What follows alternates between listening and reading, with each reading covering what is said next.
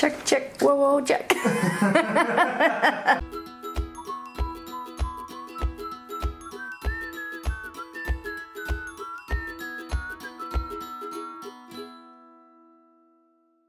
Hello, I'm Danielle Ricks. I'm a PA in Moab, Utah, Dr. Andrew. A PA is a physician assistant. Today we're going to watch an episode of SpongeBob and go through all the diagnoses that we notice in this episode. I don't watch SpongeBob personally, but it's always on in the background in my house, so it'll be fun to see what really happens. Alright, so here we go. Let's watch the episode.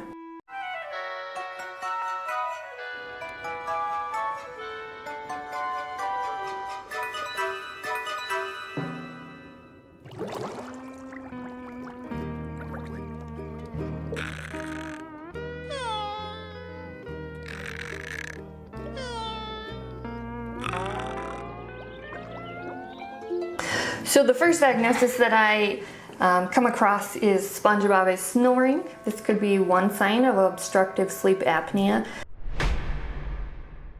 What happens is the tongue or other structures within the mouth block the pharynx, and then you're not able to get enough oxygen while you're sleeping. Some patients just stop breathing while they're sleeping.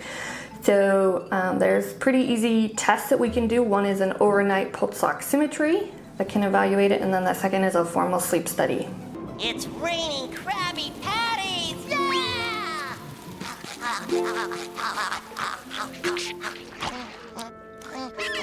Huh?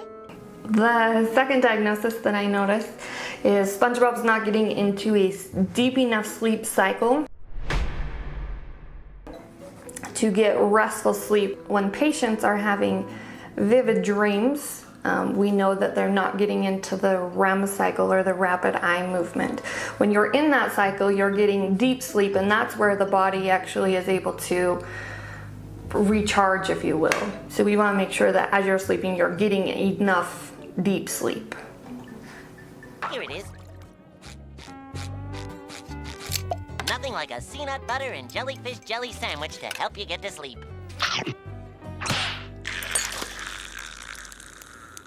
Alright, who doesn't love a peanut butter and jelly sandwich? I know I do. Are you snacking at midnight? If you are, this is one cause of obesity. So if you're having to snack at night, maybe we should further investigate, see if you're getting enough calories during the day, or are you snacking out of habit? Are you snacking because you can't sleep? Midnight snacking should not occur. If SpongeBob were to continue snacking at midnight, instead of Spongebob Squarepants, he may be Spongebob Roundpants. So.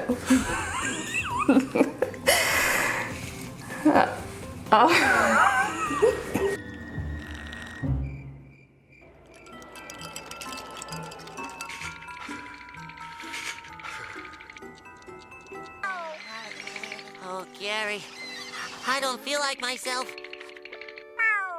Don't be silly, Gary. I don't get colds. I get the Suds. All right, I'm gonna pause it right there.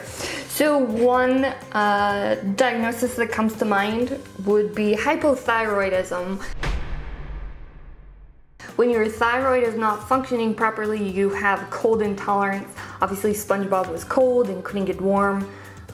This was likely due to him keeping his fridge open. However, in real patients, if they're always freezing all the time, evaluating for hypothyroidism would be a great idea.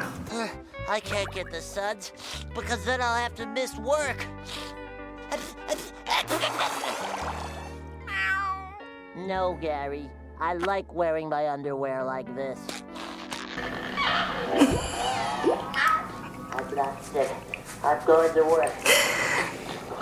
Alright, so SpongeBob obviously has the Suds, which is a make-believe diagnosis, although if it happened in real patients, that would be pretty funny to see. So we can equate this to a bacterial or viral infection. Some great ways to prevent getting sick is to make sure that you have an optimal vitamin C and vitamin D level, as well as a really strong immune system. Protects you against all of those bacteria and viruses floating around. SpongeBob should not be going to work. We would hope that anybody that's sick and potentially contagious would stay home and rest. Rest is a great way to get back up to par. So. All right, SpongeBob, you're too sick to work. No, Mr. Krabs, I'm okay. Honest. No, now go home and get some rest. Nothing personal, lad. I just can't have you sneezing all over my food. No, wait! So that was a good call on the employer's part. Obviously, if there's sick employees, they would want to send them home. Again, going home and resting would be an ideal situation if you are sick. So.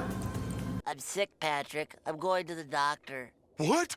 Oh, you can't go. Well, first, they make you sit in the waiting room. Is that the horrible part, Patrick? No, it gets worse. They make you read old magazines. Then the doctor pulls out his stethoscope. No! Yes! It's a device so sinister, so icy cold when it touches your bare flesh, it...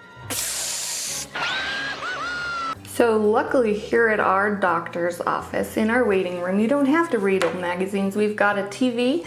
Oh, yeah! And we try to keep our weight to a minimum. For the cold stethoscope, we don't have to always use a stethoscope while you're here. Oftentimes my hands are colder than my stethoscope, sorry.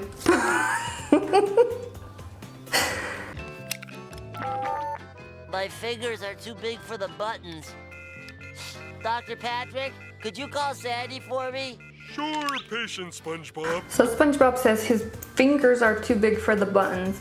Edema obviously comes to mind. Oh no! Patients will often start with swelling in their legs, and diuretics are usually used to pull that swelling off. Obviously, if SpongeBob was given a diuretic, his swelling would go down. Oh, SpongeBob, quick! Sandy's coming! We gotta make sure you're well, or she'll take you to the doctor. Don't touch me, I'm sterile. Scalpel, please. Feeling better?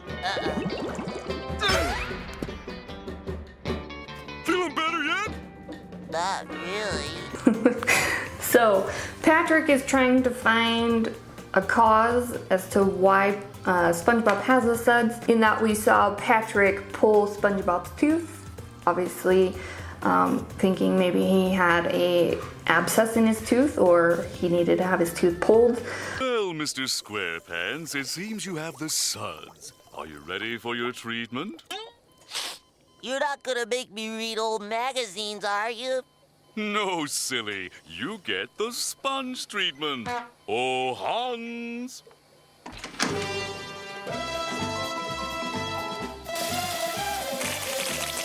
Woo!